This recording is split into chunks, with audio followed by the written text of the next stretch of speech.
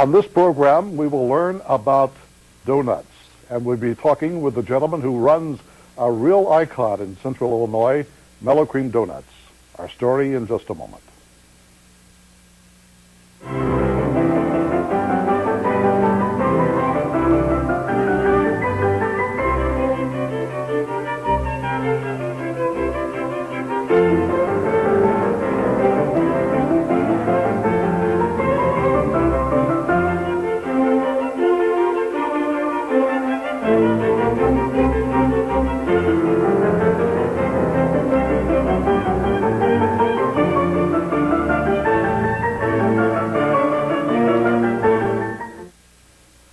Hello, I'm Don Hickman, and welcome to our program of Don Hickman's Business Journal. Today we have with us Kelly Grant Jr. He is the Chief Executive Officer of Mel-O-Cream Donuts International here in Springfield. Kelly, good afternoon, and welcome to our program. Hi, Don. Thank you. A few years ago, your father, in 1932, I'll say a few years ago, but it was quite a few years ago. In 1932, your father, Kelly Grant Sr., bought a donut stand on Jefferson Street for $500. Paid $250 down, and I guess $250 later on. And that began what we know now as Mel-O-Cream Donuts. It's been a long history, hasn't it? It's been a long history. I hate to admit it, but I've been here for all of it, actually. There's a little bit more to the story. I actually agreed to pay $500, but the deal was he'd give $250 down, and then after the gentleman taught him the business, because my dad had no background in food service or baking at all. And after he taught him the business, that he would give him the other $250. Well, the gentleman stayed with him 2 nights and took off on him. So with 2 nights training and $250, he was in the donut business. And that was it. That was it. That was it. And another interesting, I think, a little tidbit about him buying the business. He had a bonus from World War I. The veterans all got a $1,200 bonus, and he had been trying to hang on the bulk of it, looking for a business opportunity, and I guess he saw this as an opportunity. The irony of the thing is that he closed the business and took possession on April 1st, 1932. And I think my mom, who had 2 kids at home, me being one of them, and one on the way, probably thought that this was a genuine April Fool. Well, he persevered. Yeah, I was going to say it's been quite a success story. You came into the picture when? Well, as far as the business is concerned, I came into it full time in 1953. Actually, my dad had 6 kids, and we all did our turn at the donut shop. We got to mop floors, make boxes, peel potatoes. The original Mel-O-Cream recipe was unique in that it had mashed potatoes in it. And so part of one of the jobs that we always had to do was to peel and cook and mash the potatoes. Mashed potatoes really was a very good ingredient for the product because it not only added flavor, but it also added keeping quality. Made a more moist, tender product.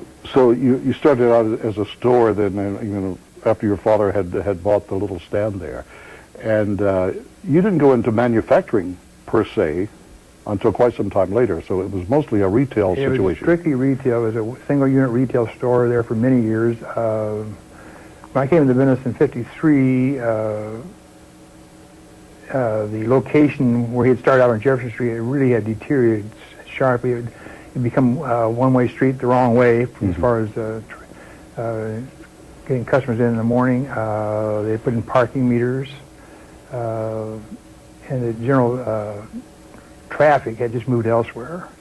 And so I thought, well, the only way I'm going to get ahead of this thing is to start opening some other stores. So we started opening some other stores and trucking donuts from our central kitchen there. And when did you become mainly a manufacturer or a producer of dough cuts and donuts? Because I know for a long time when I first came to this area, it was Mel-O-Cream Donuts, and everybody thought it was just the retail stores, right? Well, they do, and to this day, people associate, when they say Mel-O-Cream, they associate with the retail stores, really not so much with the wholesale baking end of the thing.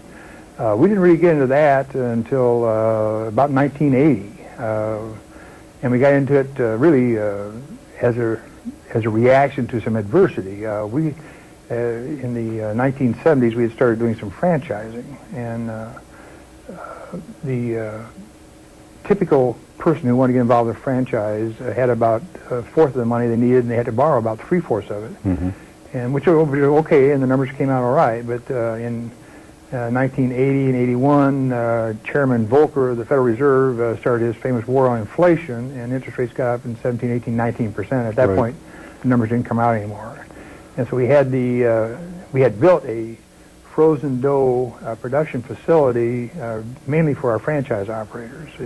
Was that over on North Street? It was over on North Street, just south and a little east of the end of the old MacArthur curve, no longer there, of course. And we had this capability of making preformed yeast-raised dough pieces, so we took that actually over to a division of Super Value to see if they'd be interested, and it turned out they were very interested, and it really kind of pointed us in a whole new direction.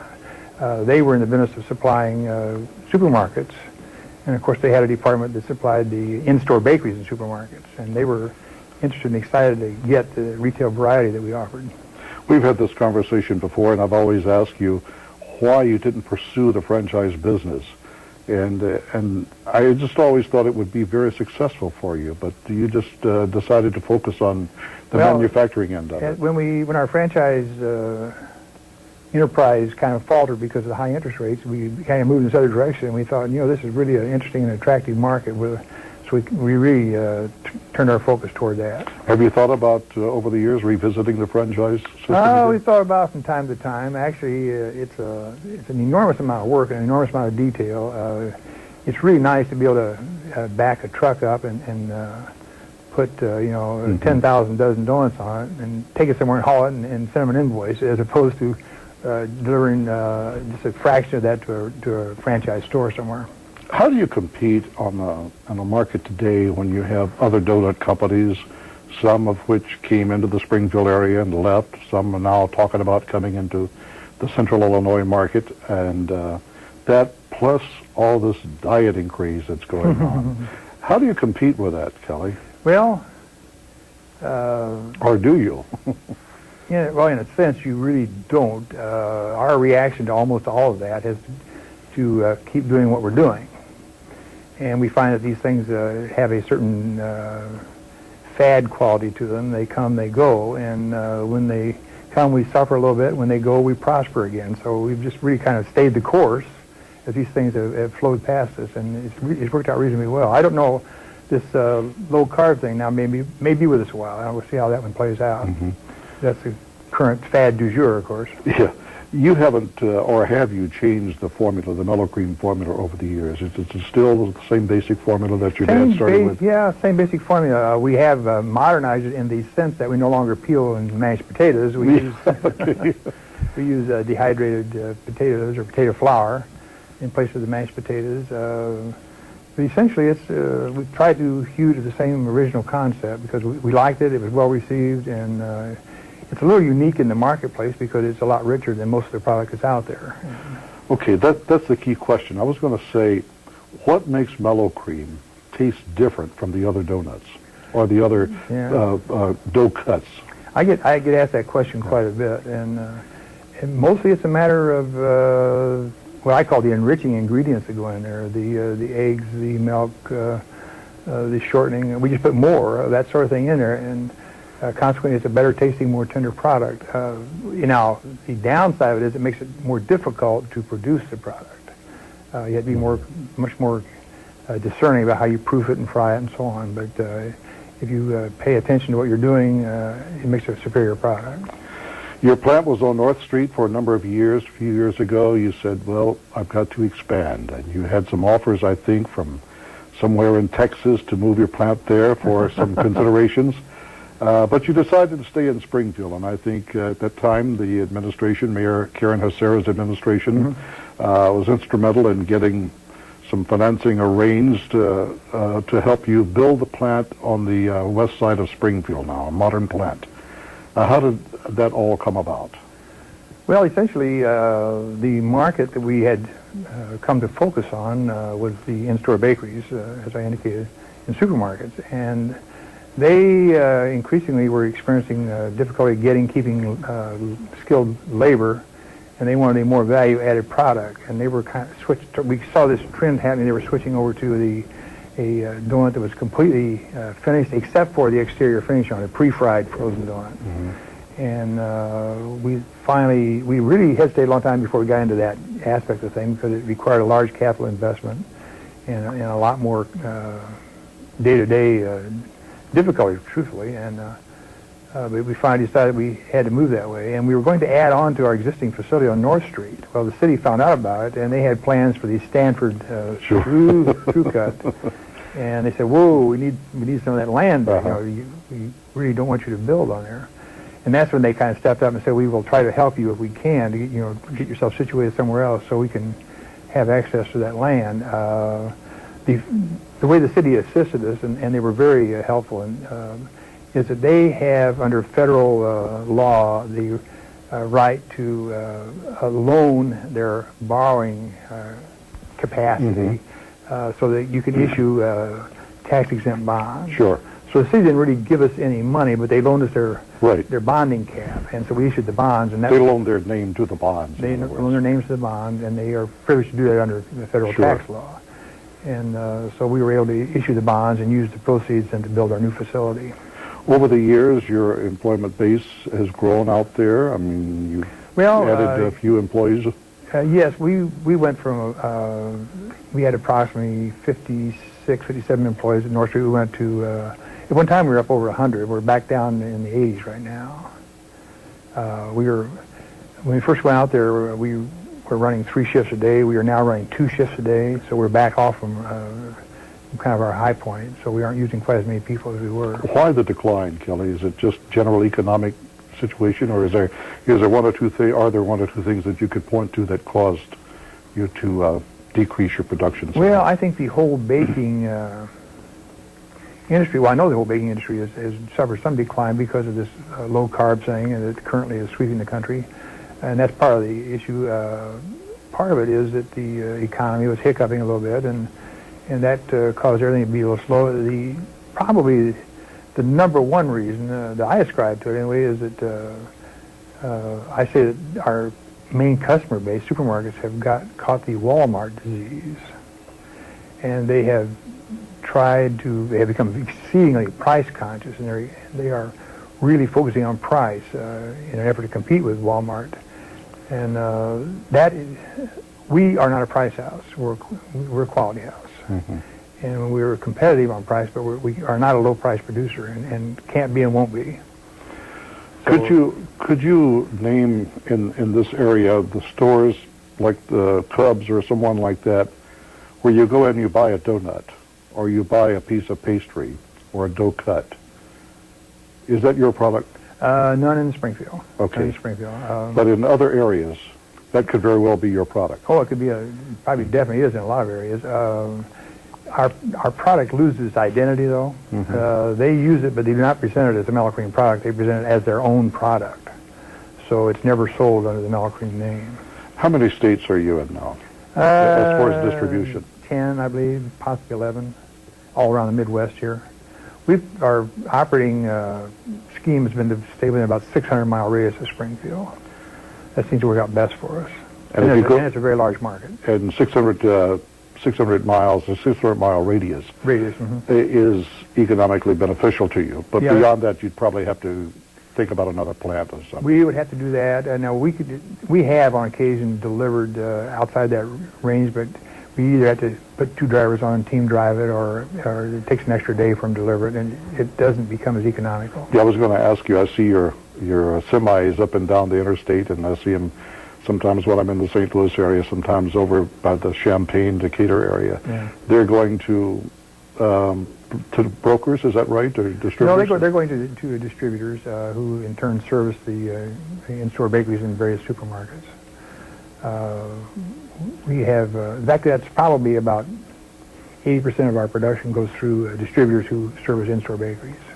How many different products do you make here? Right now, they call them SKUs in the business, stock keeping units. So SKUs. SKUs. Okay. And we have about 200 SKUs right now. Now, that doesn't mean 200 different products necessarily, but it means 200 different products in a specific package. So it's 200 different things on an order sheet that somebody could order. Now, say a dough cut or a long john or whatever you call them, is that the same dough? Is that the same formula as a donut? It typically is. It typically is. Okay. Of course, a lot of the products are varied. We had spices and nut meats and that sort of thing to some of them. Of course, a lot of the donuts get fillings in them, which change the character of them too. But we probably make, in terms of base dough, we probably have 6 or 7 base doughs, and all the products are made from those. What is your vision for the company now? I mean, you joined the company, I think you said in the 1950s.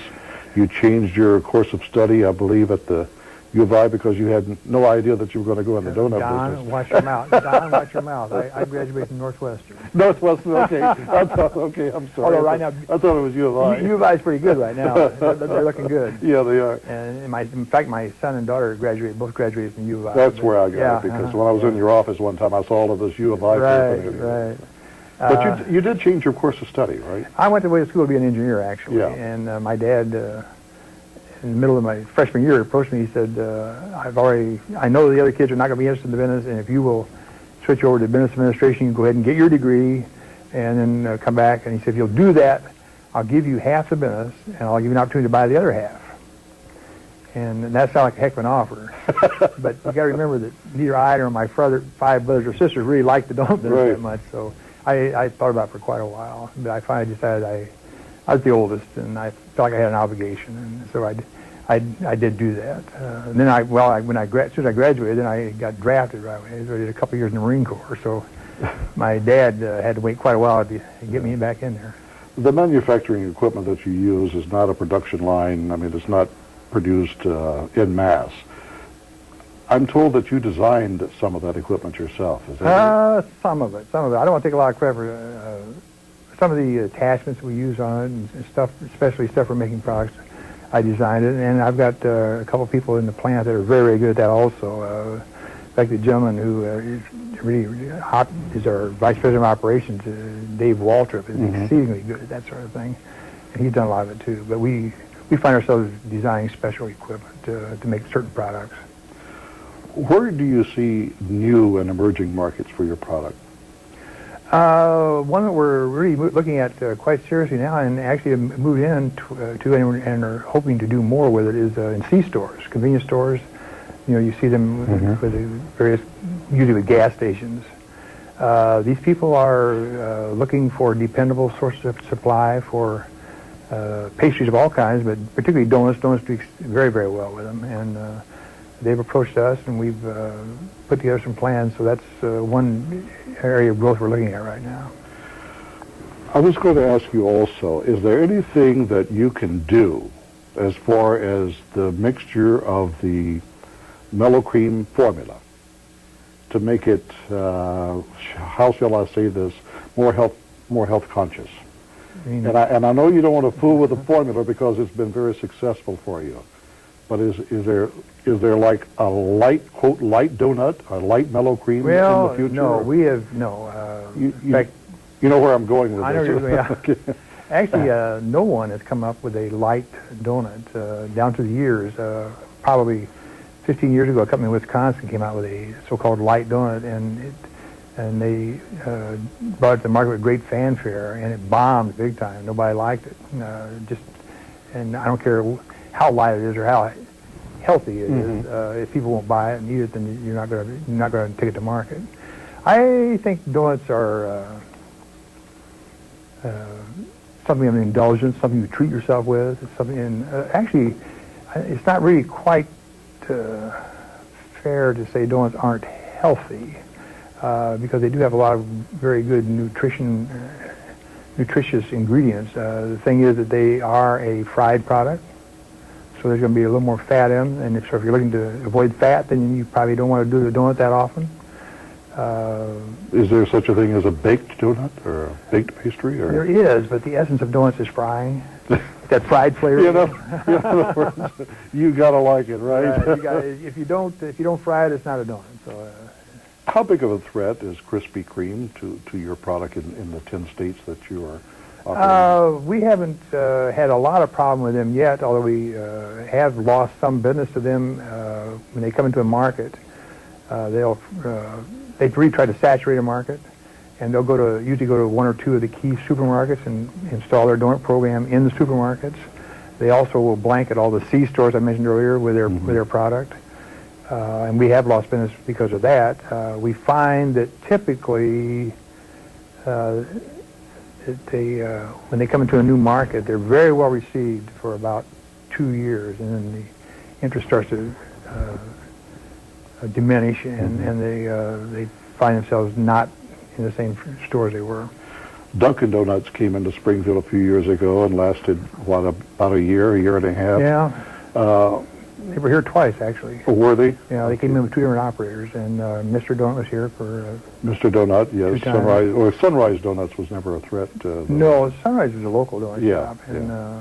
And they were a good, clean competition. We didn't have any problem with them at all, and nor are they with us, I'm sure. But it's hard to compete, though.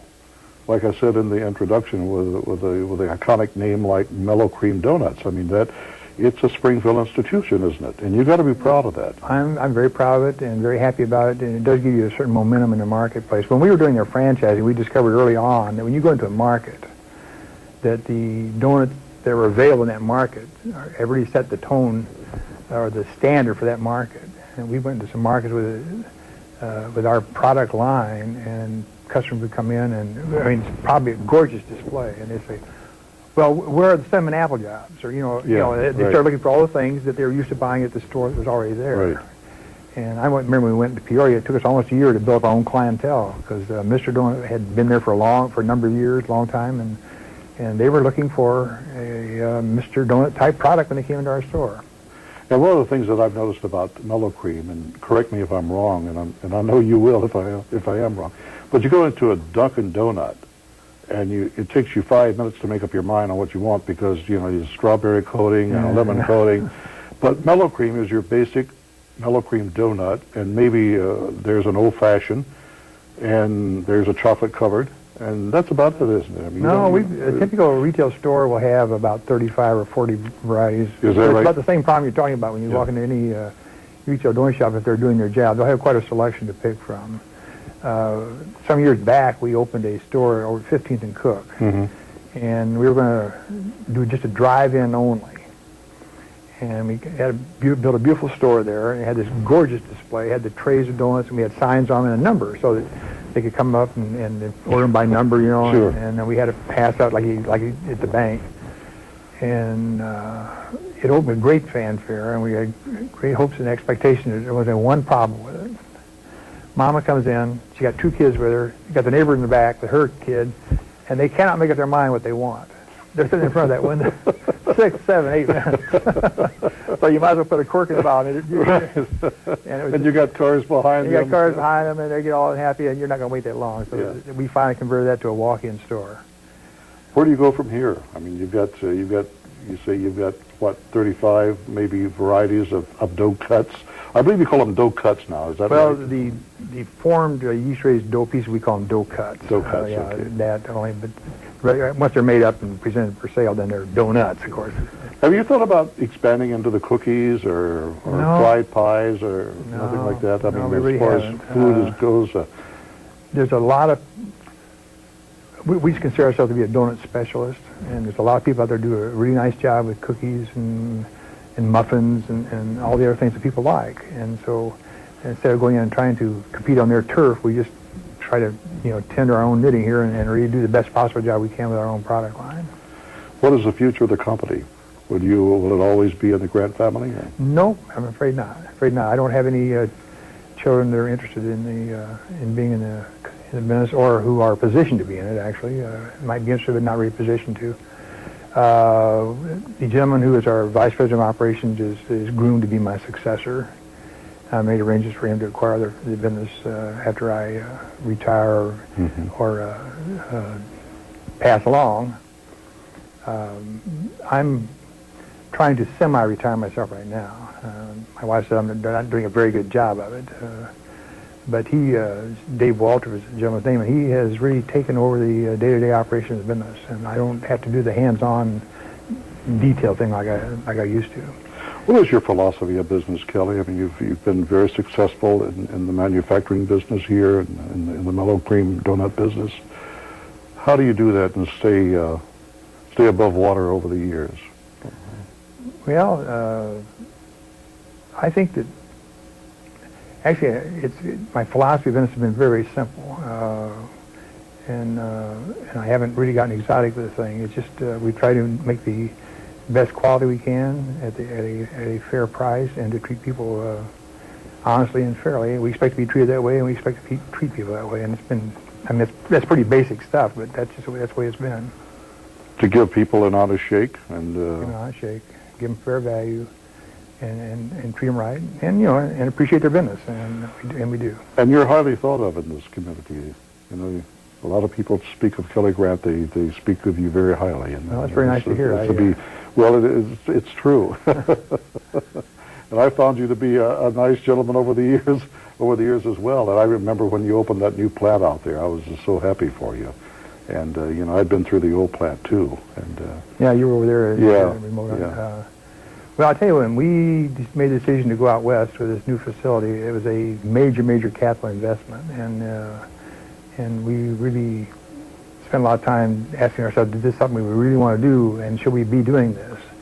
And it's turned out all right. We're glad we did it, but it was a giant step. We went from a building with about 22,000 square feet up to a building with almost 65,000 square feet. And that had to be a very critical decision in the future, well, not only your future, but the future of your employees and the company as well, because it's quite an investment, right? Quite an investment. And you got to weigh that factor on whether you're going to continue this and be competitive in a market that's changing almost every year now, isn't it? It changes. It's changing a lot, and of course it always has. Now the pace of change has accelerated. I have to say that, but it's always changed, and we've always had to respond to that, and we'll have to continue to do that. And I think the people that are in place out there now are going to be are aware of that. I think they'll do a good job of staying on top of it. So I don't have a lot of qualms about that one. Kelly, thank you very much for being with us today. We've enjoyed talking with you. It's been a real pleasure, Don. Thanks for asking me. Thank you. And join us next time for another Don Hickman Business Journal. Thank you, and have a good day.